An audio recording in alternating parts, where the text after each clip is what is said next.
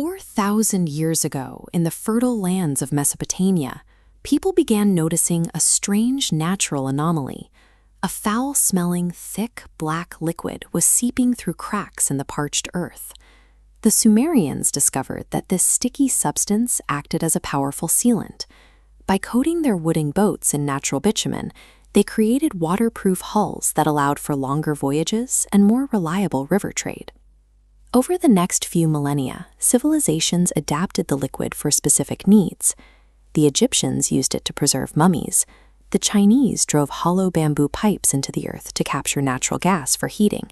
And Persian armies coated arrows in the flammable sludge to ignite enemy fortifications.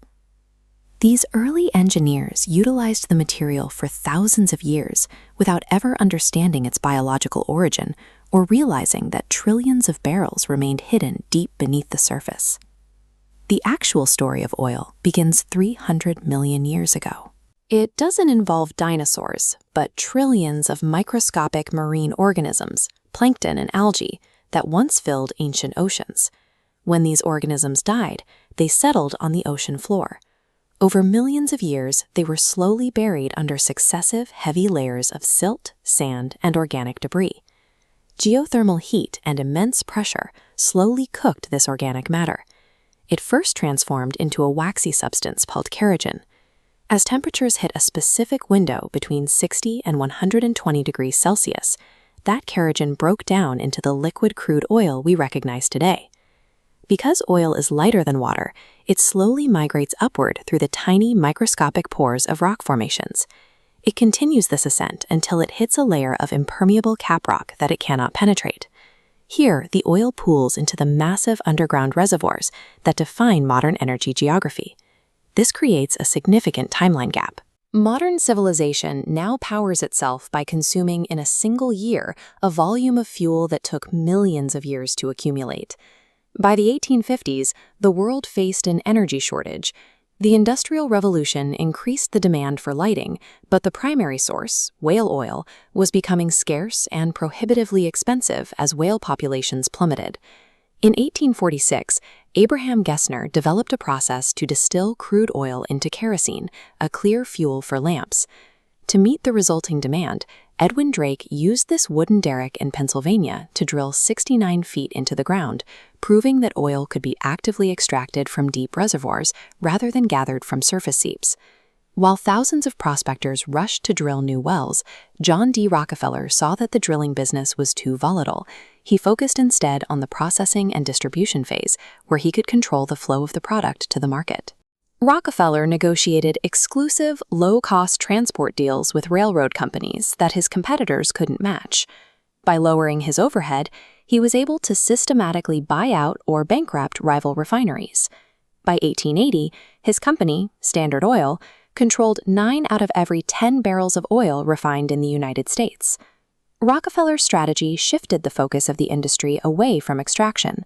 He demonstrated that the most significant profits came from dominating the infrastructure and refining capacity required to reach the consumer. At the end of the 19th century, the invention of the electric light bulb threatened to make kerosene and the oil industry obsolete. The industry survived through the development of the internal combustion engine. Carl Benz's 1886 Motorwagen utilized gasoline, a volatile byproduct of the refining process that had previously been discarded, to create mechanical motion. Henry Ford's Model T brought this technology to the masses. By using an assembly line to make cars affordable, Ford triggered a permanent spike in global fuel demand.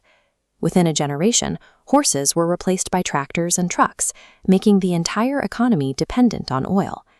This transition integrated oil into every facet of industrial life, changing it from a household convenience into the primary input for global transportation and manufacturing.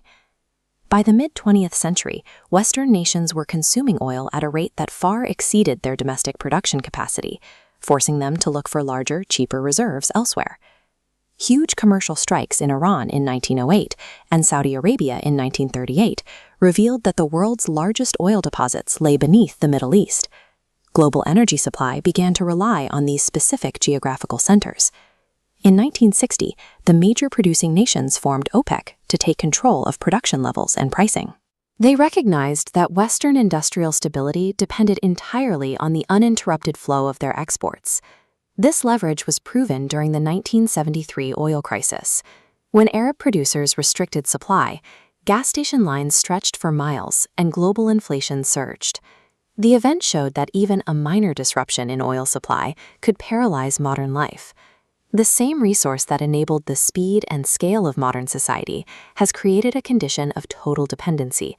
The 1973 crisis made it clear: when an entire global infrastructure is built on one finite resource, that resource dictates the stability of the world.